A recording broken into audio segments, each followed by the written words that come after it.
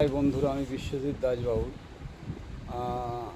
আমার ভাইস্তার বাড়িতে আসছি। তো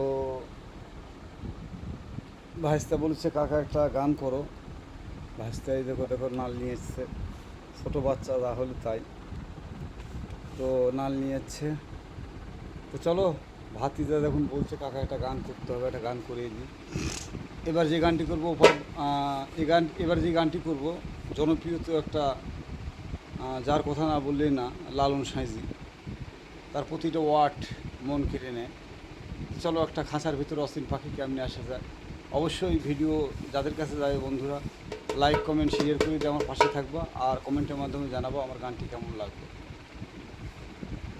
ও তারে ধরিতে পারলে মন বেরি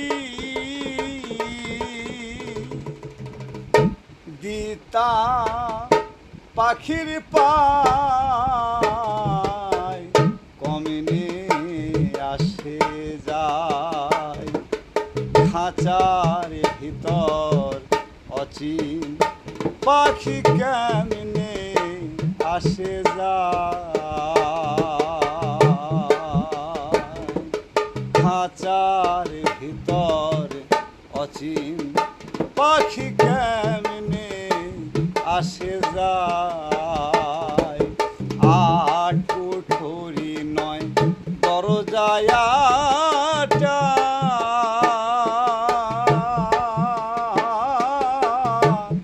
মধ্যে মধ্যে ঝোলকা কাটা। আট কুঠুরি নয় দরজায়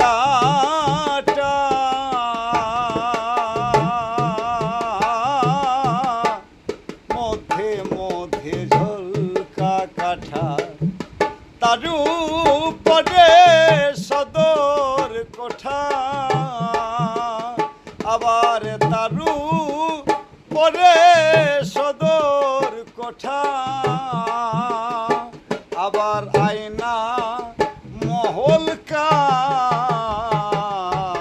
কেমনে আসে যায় খাঁচার ভিতর পাখি কেমনে আসে যায়।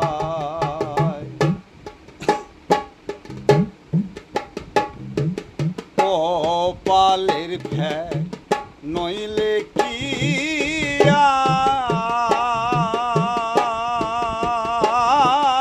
আর পাখিটির এমন ব্যবহার। কপালের ফ্যাক নইলে কি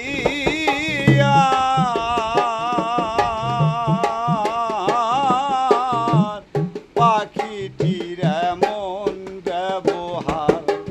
খাঁচা ভেঙে পাখি আমার, আবার খাঁচা ভেঙে পাখি আমার। আবার কুন্দে সে পালায়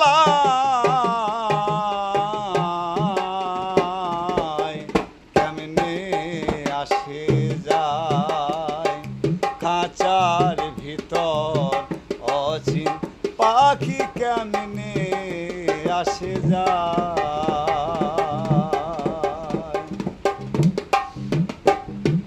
মন তুই রইলি খাসারা সে, ও দয়া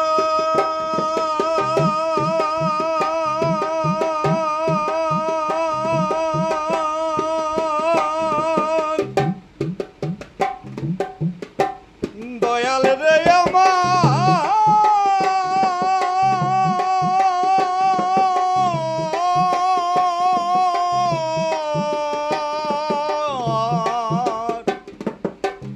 ও দয়া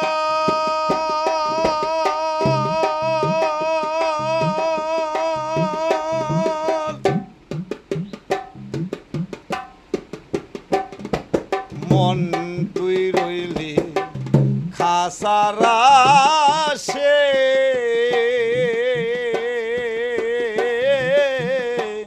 খাঁচা যে রে তোর কাঞ্চা বাঁশে, কোন দিন খাঁচা পড়বে খসে, আবার কোন দিন খাঁচা পড়বে খসে।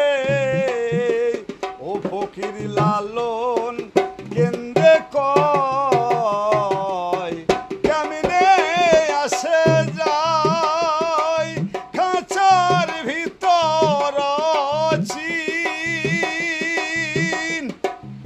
পাখি, কেমনে আসে